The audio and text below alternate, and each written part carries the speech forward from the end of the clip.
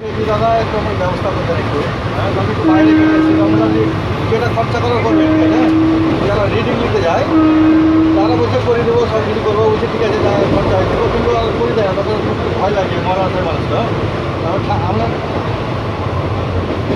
আর হচ্ছে ব্যাপারটা হচ্ছে যে মিটারে কোনো স্ক্রিনে কিছু আসে না, মানে মানে বিল করবে তো সব কোনো সিস্টেম ঠিক নাই। তো ডকেট ব্যাকেট সব করেছিল কয়বার, তো তাও তবুও লোক যায়নি। তো মিটারটাও চেঞ্জ করে দিবে আর কি।